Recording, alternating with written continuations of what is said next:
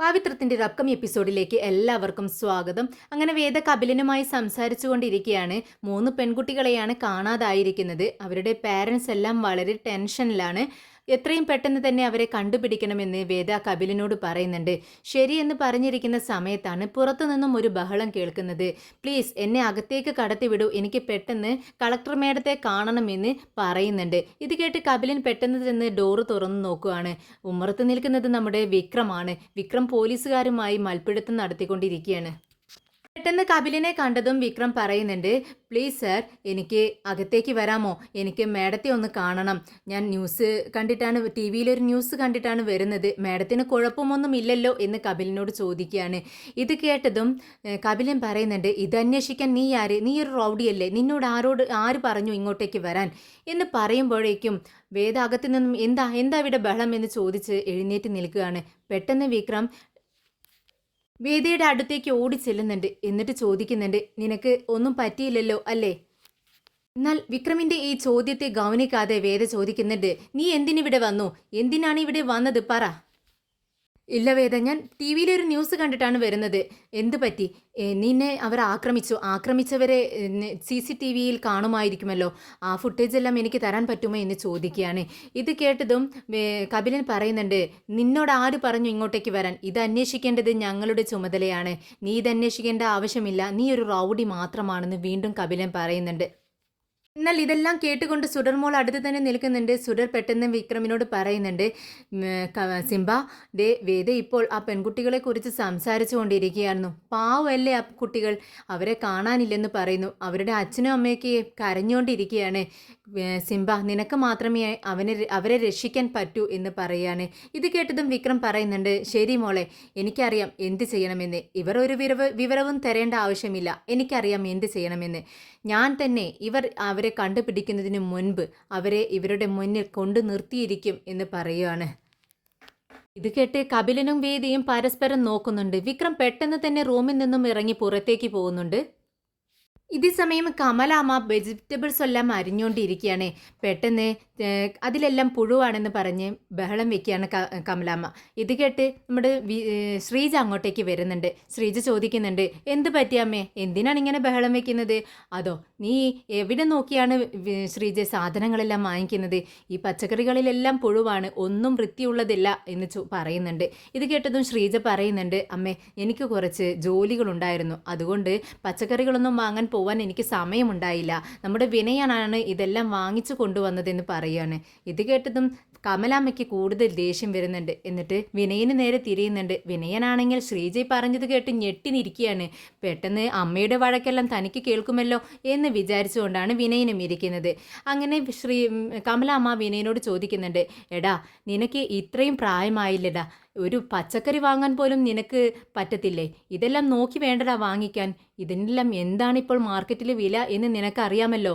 നീ മരത്തിൽ കായ്ക്കുന്ന പണം എടുത്തോണ്ടൊന്നും അല്ലല്ലോ പോയത്. ഇവൾ അധ്വാനിച്ചുണ്ടാക്കിയ ക്യാഷും മേടിച്ചോണ്ടല്ലേടാ ഇതെല്ലാം വാങ്ങിച്ചത്. എന്താടാ, നിനക്ക് കണ്ണില്ലേ കാണാൻ? നോക്കി വാങ്ങിക്കണ്ടേ എന്ന് ചോദിക്കുകയാണ്. ഇത് കേട്ടതും വിനയം പറയുന്നുണ്ട്, അമ്മേ, ഞാൻ നോക്കി തന്നെയാണ് വാങ്ങിച്ചത്. ഇങ്ങനെ ആയിപ്പോയതിൽ എന്ത് ചെയ്യാം? പിന്നെ സാധനങ്ങൾക്കെല്ലാം വില കൂടുതലാണ്. പാല് മുതൽ അരി, എല്ലാ സാധനങ്ങൾക്കും വിലയാണ്. ഇനി സാധനങ്ങൾക്കെല്ലാം വില കുറയ്ക്കണമെന്ന് പറഞ്ഞ് നമുക്ക് വേദിയുടെ കളക്ട്രേറ്റിന് മുന്നിൽ ചെന്ന് നിന്ന് ഒരു സമരം നടത്തിയാലോ നമുക്ക് എന്നിങ്ങനെ തമാശ മട്ടിൽ വിനയൻ പറയുന്നുണ്ട്.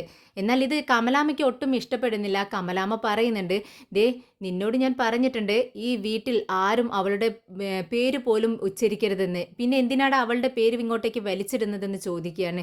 ഇത് കേട്ടതും ശ്രീജയ്ക്ക് സഹിക്കാൻ കഴിയുന്നില്ല. ശ്രീജ പറയുന്നുണ്ട്, അമ്മേ, എന്തിനാണ് വേദയെക്കുറിച്ച് ഇങ്ങനെയൊക്കെ പറയുന്നത്? അവൾ നല്ലൊരു കുട്ടിയല്ലേ? ഇത് കേട്ടതും കമലാമ്മയ്ക്ക് ദേഷ്യം വരികയാണ്. കമലാമ്മ പറയുന്നുണ്ട്, നീ എന്തിനാണ് അവളെ ന്യായീകരിച്ച് സംസാരിക്കുന്നത്? അവൾ എത്രക്കാരിയാണെന്ന് എനിക്കറിയാം. അവൾ നല്ലവളായിരുന്നെങ്കിൽ ഈ വീടിൻ്റെ നല്ല മരുമകളായി അവൾ ഇരുന്നേനെ. അതല്ലല്ലോ ഇപ്പോൾ സംഭവിച്ചത്.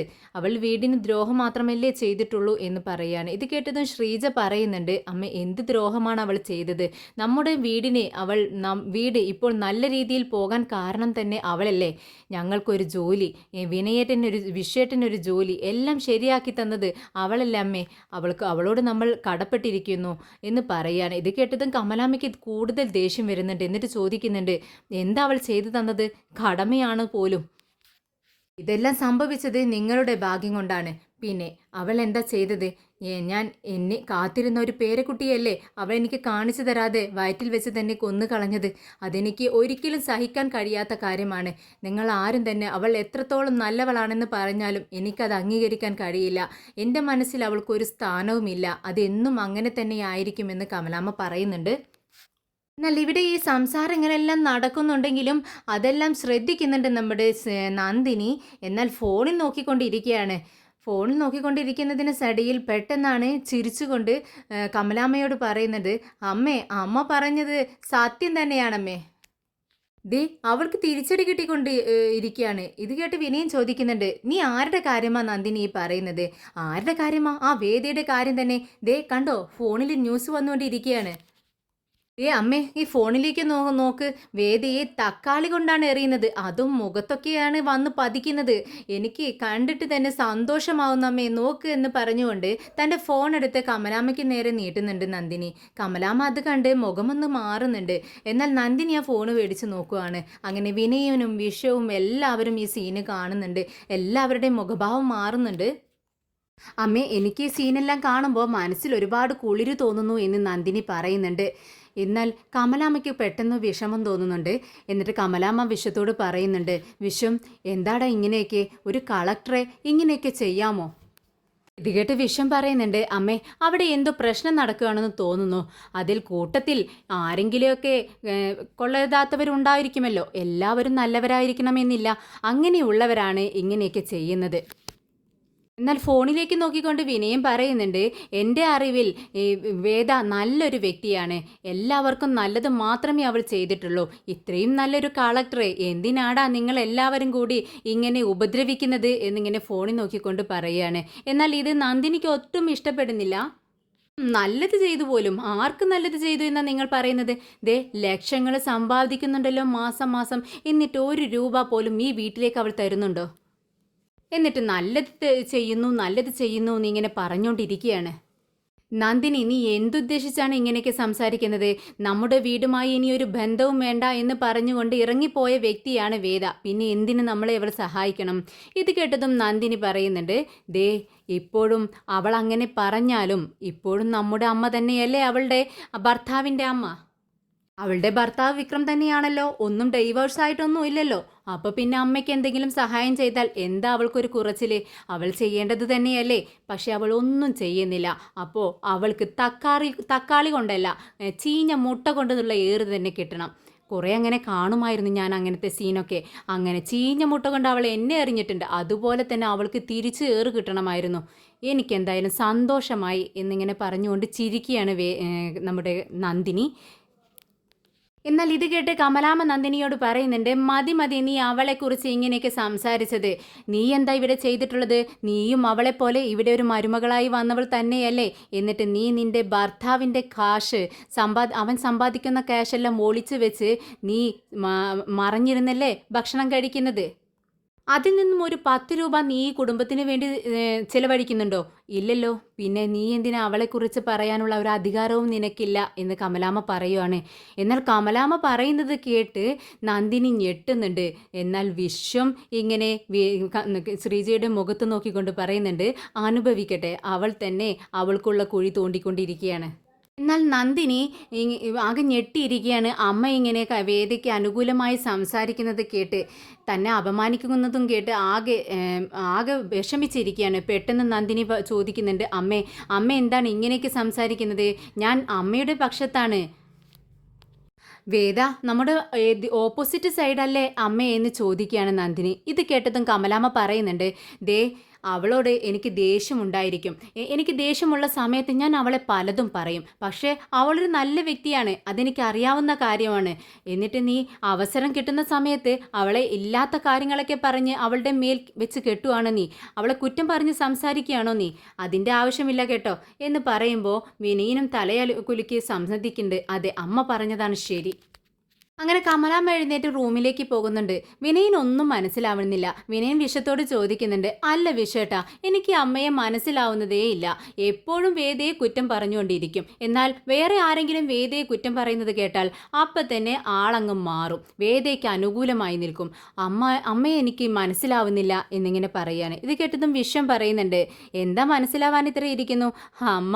അമ്മയ്ക്കുള്ള വിഷമം കൊണ്ട്, അമ്മയുടെ ഉള്ളിലെ വിഷമം കൊണ്ടാണ് വേദയെ ഇങ്ങനെ വഴക്ക് പറഞ്ഞുകൊണ്ടിരിക്കുന്നത്. പക്ഷേ മറ്റാരെങ്കിലും വേദിയെ കുറ്റം പറയുന്നത് കേട്ടാലുണ്ടല്ലോ അമ്മയ്ക്കത് സഹിക്കില്ല. അത്രയേ ഉള്ളൂ കാര്യം. എന്നാൽ ഇവരുടെ സംസാരം കേട്ട് നന്ദിനി പറയുന്നുണ്ട്, ദേ അമ്മയുടെ ഒരു വക അവളെ പുകഴ്ത്തിക്കൊണ്ടുള്ള സംസാരം കഴിഞ്ഞ് ഇപ്പം അങ്ങ് പോയതേയുള്ളൂ. അതിന് പിറകെ നിങ്ങളും അവളെക്കുറിച്ച് ഇങ്ങനെയാണോ സംസാരിക്കുന്നത് എന്ന് പറയുമ്പോൾ വിനയൻ പറയുന്നുണ്ട്, ദേ നന്ദിനി, നിന്നോട് ഞാൻ മിണ്ടാതിരിക്കാൻ പലവട്ടം പറഞ്ഞിട്ടുണ്ട്. പക്ഷെ അപ്പോഴൊന്നും നീ അനുസരിക്കില്ല. അമ്മയുടെ വായിലുള്ളതെല്ലാം നീ തന്നെയല്ലേ ചോദിച്ച് വാങ്ങിച്ചത്? ഞങ്ങളാരും പറഞ്ഞതല്ലല്ലോ. നീ നിന്റെ സ്വന്തം ഇഷ്ടത്തിന് മേടിച്ചു തന്നെ. മേടിച്ചവിടെ വെച്ചോ, ഞങ്ങൾക്കൊന്നും ചെയ്യാൻ കഴിയില്ല എന്ന് പറയാണ്. ഇത് കേട്ടതും നന്ദിനിക്ക് ദേഷ്യം വരികയാണ്. നന്ദിനി ദേഷ്യത്തോടെ വിനയൻ്റെ അടുത്തേക്ക് ഓടി വരുന്നുണ്ട്. വിനയ് അങ്ങനെ അങ്ങ് പേടിച്ച് പിന്നോട്ട് മാറുന്നുണ്ട്. എന്നാൽ നന്ദിനി വിനയൻ്റെ അടുത്ത് വന്നിട്ട് പറയുന്നുണ്ട്, ദേ നിങ്ങൾക്ക് ഞാൻ വെച്ചിട്ടുണ്ട്, നിങ്ങളങ്ങ് റൂമിലേക്ക് വാ, തരാനുള്ളത് ഞാൻ അവിടെ വെച്ച് തന്നോളാം എന്ന് പറയുന്നു. ഇത് കേട്ടതും വിനയൻ ആകെ പേടിയോടെ നിൽക്കുകയാണ്. എന്നിട്ട് വിഷത്തോട് പറയുന്നുണ്ട്, അല്ല വിഷേട്ടാ, അവൾ പറയുന്നത് പോലെ വല്ലതും ചെയ്യോ എന്ന് ചോദിക്കുകയാണ്. ഇത് കേട്ടതും വിഷം പറയുന്നുണ്ട്, ദേ മിണ്ടാതിരിയടാ, അവൾ നിന്നെ എന്ത് ചെയ്യാനാ, നീ ഇവിടെ ഇരിക്കെ, നമുക്ക് ഈ ജോലിയെല്ലാം പെട്ടെന്ന് തീർക്കണമെന്ന് പറയുന്നുണ്ട്. ഇതേ സമയം വിക്രം എന്ത് ചെയ്യാമെന്ന് ചിന്തിച്ചുകൊണ്ടിരിക്കുകയാണ്. പെട്ടെന്ന് വിക്രം ചോദിക്കുന്നുണ്ട്, രാജേട്ടാ, എന്തെങ്കിലും അറിവ് കിട്ടിയോ?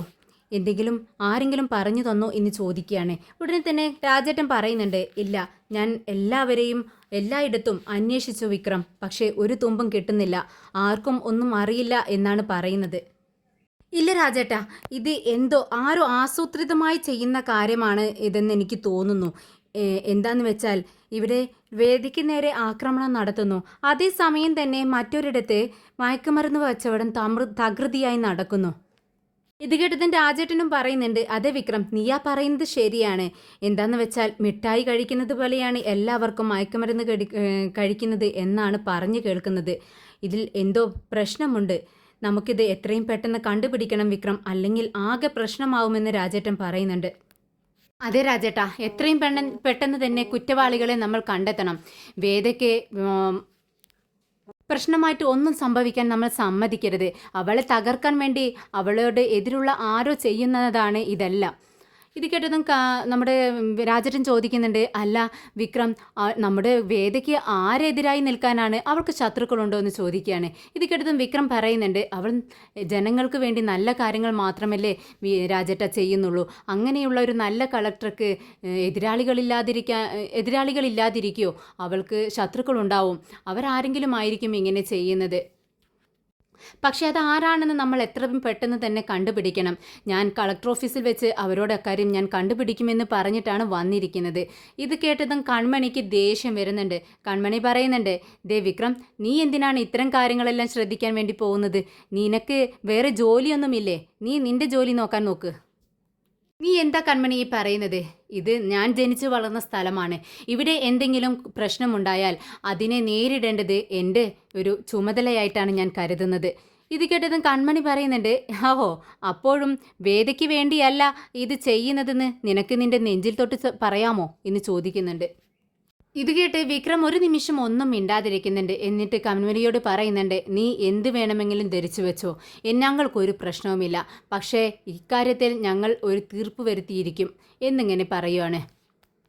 വിക്രം സുഡറിനെയും വേദയെയും കരാട്ടെ പഠിപ്പിച്ചതിനു ശേഷം വിശ്രമിക്കാനിരിക്കുകയാണ്.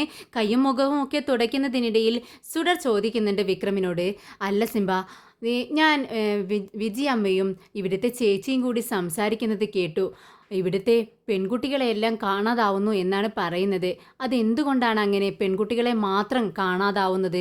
പുരുഷന്മാർക്ക് അത്ര പ്രശ്നമുണ്ടാവാത്തത് എന്തുകൊണ്ടാണെന്ന് ചോദിക്കുകയാണ്. മോളുടെ ഈ ചോദ്യം കേട്ട് നമ്മുടെ വേദയും വിക്രമും ഒക്കെ പരസ്പരം നോക്കുകയാണ്. പെട്ടെന്ന് വിക്രം പറയുന്നുണ്ട്, മോളെ, അത് എന്താണെന്നറിയാമോ? നമ്മുടെ നാട്ടിലെ പെൺകുട്ടികളെയെല്ലാം ഒരു സ്വത്തായി കണക്കാക്കുന്നു, ഒരു അസറ്റ്. ഇത് കേട്ടതും സുഡറിനൊന്നും മനസ്സിലാവുന്നില്ല, എനിക്കൊന്നും മനസ്സിലാവുന്നില്ല സിംബ എന്ന് പറയുവാണ്. ഇത് കേട്ടതും വിക്രം പറയുന്നുണ്ട്, മോളെ നമ്മുടെ വീടിനകത്തുള്ള സ്വർണം, നമ്മുടെ വീട്ടിലെ കന്നുകാലികൾ, ഇതൊക്കെ നമുക്കൊരു മുതൽക്കൂട്ടല്ലേ, ഒരു സ്വത്തല്ലേ അതുപോലെ നമ്മുടെ പെൺകുട്ടികളെയും അതുപോലെ കണക്കാക്കുന്നു. നിനക്ക് ഇപ്പോൾ ഞാനിതൊക്കെ പറഞ്ഞു തരുന്ന സമയത്ത് ഒന്നും തന്നെ മനസ്സിലാവില്ല, നീ വലുതാവുന്ന സമയത്ത് നിനക്ക് എല്ലാം മനസ്സിലാവുമെന്ന് വിക്രം പറയുന്നുണ്ട്. ഇത് കേട്ട് സുഡർ ചോദിക്കുന്നുണ്ട്, അല്ല സിംബ, ഇവിടെയുള്ള പെൺകുട്ടികളെ മാത്രമാണ് തട്ടിക്കൊണ്ടു പോകുന്നത്, ഞാനും ഒരു പെൺകുട്ടിയല്ലേ, അപ്പോൾ എന്നെയും അതുപോലെ കൊണ്ടുപോകുമോ എന്ന് ചോദിക്കുകയാണ്. ഇത് കേട്ട് വിക്രം പറയുന്നുണ്ട്, ഇല്ല മോളെ, നിന്നെ തൊടാൻ ആർക്കും ധൈര്യം വരില്ല. പിന്നെ നീ വലുതാവുമ്പോൾ നല്ല കുട്ടിയായി വളരണം, നല്ല ജോലി സമ്പാദിക്കണം, എന്നിട്ട് എല്ലാവരുടെയും മുന്നിൽ തല ഉയർത്തി നിൽക്കണം. എന്നിട്ട് നിന്നോട് കയർത്ത് സംസാരിക്കുന്നവരോട്, നീ എന്തിനാണ് ജോലിക്ക് പോകുന്നത് എന്നൊക്കെ ചോദിക്കുന്നവരോട് എതിർത്ത് നീ സംസാരിക്കണം.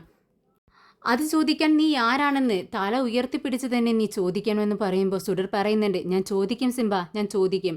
സിംബ പറഞ്ഞതുപോലെ ഞാൻ ചെയ്യുമെന്ന് പറയുന്നു. ഇത് കേട്ട് വിക്രമിന് സന്തോഷമാവുന്നുണ്ട്. പെട്ടെന്ന് വിക്രം പറയുന്നുണ്ട്, ഇനി ഏതെങ്കിലും തടിമാടന്മാരുടെ കയ്യിൽ നീ അകപ്പെട്ടാൽ അതിൽ നിന്നും രക്ഷപ്പെടാൻ വേണ്ടി നമ്മുടെ കയ്യിലൊരു ആയുധമുണ്ട്, അതെന്താണെന്ന് നമ്മുടെ സുഡർ ചോദിക്കുന്നുണ്ട്. അതൊക്കെ ഉണ്ട് മോളെ, നിന്നെ ആരെങ്കിലും തട്ടിക്കൊണ്ടുപോകാൻ ശ്രമിച്ചാൽ അവരുടെ കയ്യിൽ നിന്നും തൽക്കാലം നിനക്ക് രക്ഷപ്പെടാൻ വേണ്ടിയുള്ള ഒരായുധം. ഇത് കേട്ടതും നമ്മുടെ വിജിയോട് പറയുന്നുണ്ട്, എന്തിനാ ചേച്ചി ഇങ്ങനെ കുഞ്ഞുങ്ങൾക്ക് ആയുധം എന്നൊക്കെ പറഞ്ഞുകൊണ്ട് പരിചയപ്പെടുത്തി കൊടുക്കുന്നതെന്ന് ചോദിക്കുകയാണ്. ഇത് കേട്ടതും വിക്രം പറയുന്നുണ്ട്, നിങ്ങൾ വിചാരിക്കുന്നത് പോലെയുള്ള ഒരു ആയുധമല്ല ഞാൻ പറഞ്ഞതെന്ന് പറഞ്ഞ് തൻ്റെ ബാഗിൽ നിന്നും ഒരു കുഞ്ഞു ബോട്ടിലെടുത്ത് കാണിക്കുന്നുണ്ട്. ഇതെന്താണെന്ന് സുഡർ ചോദിക്കുകയാണ്. ഇതാണ് പെപ്പർ സ്പ്രേ എന്ന് പറയാണ് വിക്രം. എന്നിട്ട് മോൾക്ക് പരിചയപ്പെടുത്തി കൊടുക്കുന്നുണ്ട് ഇതിനകത്ത്. അപ്പം മോൾ ചോദിക്കുകയാണ്, ഇതിനകത്ത് എന്തായിരിക്കും, സ്പ്രേ പോലെ ഉണ്ടല്ലോ എന്ന് പറയാണ്. ഇത് കേട്ട് വിക്രം പറയുന്നുണ്ട്, മോളെ ഇതിനകത്ത് മുളകായിരിക്കും, ഇത് സ്പ്രേ ചെയ്യുന്ന സമയത്ത് കണ്ണെല്ലാം എരിഞ്ഞു പോവും, ദേഹമെല്ലാം ചുട്ടെരിയുമെന്ന് പറയാണ്. ഇത് കേട്ടതും സുഡർ പറയുന്നുണ്ട്, എനിക്കറിയാം വിക്രം, സിംബ, ഒരു ദിവസം എൻ്റെ കയ്യിൽ മുളകായപ്പോൾ ഞാൻ ആ വിരൽ കൊണ്ട് എൻ്റെ കണ്ണ് തുടച്ചു, അപ്പോൾ എൻ്റെ കണ്ണെല്ലാം നീറി എന്ന് പറയാണ്. കേട്ടതും വിക്രം പറയുന്നുണ്ട്, അതേ മോളെ, ഇതിൽ ഒരുപാട് എരിയുന്ന സാധനമായിരിക്കും ഇതിനകത്തുള്ളത്. അത് നമ്മളെ എതിരാളികൾക്ക് നേരെ പ്രയോഗിക്കുമ്പോൾ അവർക്ക് പിന്നീട് നിങ്ങളെ ഒന്നും ചെയ്യാൻ കഴിയില്ല. അതുകൊണ്ട് പെൺകുട്ടികൾക്ക് എപ്പോഴും ആയുധത്തിനേക്കാൾ കൂടുതൽ പ്രൊട്ടക്ഷൻ നൽകുന്നത് ഈ പെപ്പർ സ്പ്രേ തന്നെയാണ് എന്ന് പറഞ്ഞു കൊടുക്കുകയാണ് സുഡറിന്. ഇതെങ്ങനെയാണ് സിംബ ഉപയോഗിക്കുന്നത്, എനിക്കൊന്ന് കാണിച്ചു തരാമോ എന്ന് ചോദിക്കുന്നുണ്ട് സുഡർ. ഇത് കേട്ടതും വിക്രം ബോട്ടിലെടുത്ത് ഇങ്ങനെ കാണിച്ചു കൊടുക്കുകയാണ് സുഡറിനോട്. എന്നിട്ട് പറയുന്നുണ്ട്, സുഡർ, ഞാൻ ചെയ്യുന്നത് ശ്രദ്ധിച്ച് നോക്കണം, ഈ സ്പ്രേ ബോട്ടിലെടുത്ത് നമുക്ക് എതിരാളികൾക്ക് നേരെ ഇങ്ങനെ സ്പ്രേ ചെയ്യണം എന്ന് പറഞ്ഞുകൊണ്ട് അതങ്ങ് സ്പ്രേ ചെയ്യുവാണ്. പക്ഷേ ഓപ്പോസിറ്റ് സൈഡിലേക്കാണ് വിക്രം സ്പ്രേ ചെയ്തതെങ്കിലും അത് ശ്രദ്ധിക്കാതെ തൻ്റെ കണ്ണുകളിലേക്ക് ആവുകയാണ്. വിക്രം കണ്ണിൻ്റെ നീറ്റിൽ സഹിക്കാൻ പറ്റാതെ കിടന്ന് പൊളയുവാണ്. അയ്യോ ദൈവമേ എന്ന് പറഞ്ഞുകൊണ്ട് ആകെ എന്ത് ചെയ്യണമെന്നറിയാതെ കരഞ്ഞു പോകുകയാണ് വിക്രം. ഇത് കണ്ടതും സുഡർ കരഞ്ഞുകൊണ്ട് സിംബ എന്ന് വിളിച്ചുകൊണ്ട് സോറി സിംബ സോറി എന്ന് പറഞ്ഞുകൊണ്ട് എഴുന്നേറ്റ് ഓടി വരുന്നുണ്ട്. അപ്പോഴേക്കും വേദ വിക്രമിൻ്റെ അടുത്ത് ഓടിയെത്തുന്നുണ്ട്. വിക്രം കണ്ണുകൾ കാണിക്കേ എന്ന് പറഞ്ഞുകൊണ്ട് പക്ഷേ വിക്രമിന് നീറ്റിൽ സഹിക്കാൻ കഴിയാതെ കണ്ണുകൾ പൊത്തിപ്പിടിച്ചിരിക്കുകയാണ്. ആ കൈകളെല്ലാം വേദ എടുത്ത് മാറ്റുന്നുണ്ട്. എന്നിട്ട് അവൻ്റെ കണ്ണുകളിലേക്ക് വെള്ളം ഒഴിച്ചു കൊടുക്കുകയാണ്. എന്നാൽ അതുകൊണ്ടൊന്നും നീറ്റിൽ സഹിക്കാൻ കഴിയുന്നില്ല. അങ്ങനെ വേദ പെട്ടെന്ന് വിജയമ്മയോട് പറയുന്നുണ്ട്, വിജി ചേച്ചി പെട്ടെന്ന് ഫ്രിഡ്ജിലിരിക്കുന്ന പാലും പാക്കറ്റ് എടുത്തിട്ട് വരൂ എന്ന് പറയാണ്. വിജി പെട്ടെന്ന് ചെന്ന് പാലെടുത്തുകൊണ്ട് വരികയാണ്. ആ പാൽ പാക്കറ്റ് പൊട്ടിച്ചുകൊണ്ട് വേദ വിക്രമിൻ്റെ 2 കണ്ണുകളിലേക്കും ഒഴിച്ചു കൊടുക്കുന്നുണ്ട്. കുറച്ച് സമയം അങ്ങനെ ഇരിക്കുന്ന സമയത്ത് കണ്ണുകളുടെ നീറ്റെല്ലാം കുറഞ്ഞ് മുഖമെല്ലാം തുടച്ച് വിക്രം വേദയുടെ മുഖത്തേക്കൊന്ന് നോക്കുന്നുണ്ട്. ഇപ്പോൾ അങ്ങനെയുണ്ട് വിക്രം, ഓക്കെ ആണോ എന്ന് വേദ ചോദിക്കുകയാണ്. ഓക്കെ, കുഴപ്പമില്ല എന്ന് പറയുന്നു. ഇതേ സമയം അവിടെ ഇരുന്ന് സുഡർ കരയുന്നുണ്ട്. ഇത് കണ്ടതും വിക്രം പറയുന്നുണ്ട്, വിജി ചേച്ചി മോളെ ഇങ്ങോട്ടേക്ക് വിട് എന്ന് പറയുന്നു. അപ്പോഴേക്കും വേദ മോളെ വഴക്ക് പറയാണ്. സുഡർ, നീ എന്താണ് ഈ കാണിച്ചത്, വിക്രമിനോട് സോറി പറ, നീ കാരണമല്ലേ ഇങ്ങനെയൊക്കെ സംഭവിച്ചതെന്ന് ചോദിക്കുകയാണ്. സോറി വേദ, സോറി വിക്രം എന്നിങ്ങനെ പറഞ്ഞുകൊണ്ടിരിക്കുന്നുണ്ട് മോള്. എന്നാൽ വിക്രം പറയുന്നുണ്ട്, മോളെ വഴക്ക് പറയണ്ട, അവൾ ഒരു ഡൗട്ട് ചോദിച്ചതല്ലേ, അത് തീർക്കാനല്ലേ ഞാൻ ശ്രമിച്ചത്, എന്തായാലും മോൾക്കിപ്പോൾ കാര്യങ്ങളെല്ലാം മനസ്സിലായി കാണും. മോളെ, നിനക്ക് മനസ്സിലായില്ലേ ഈ പെപ്പർ സ്പ്രേയുടെ വീര്യം എത്രത്തോളം ഉണ്ടെന്ന്? എന്തായാലും നിനക്ക് കാര്യങ്ങളെല്ലാം പിടുത്തം കിട്ടിയില്ലേ എന്ന് ചോദിക്കുകയാണ്. എനിക്കെല്ലാം മനസ്സിലായി സിംബ, ഇനി ഒന്നും മനസ്സിലാവാനില്ല എന്ന് പറയുന്നുണ്ട് സുഡർ.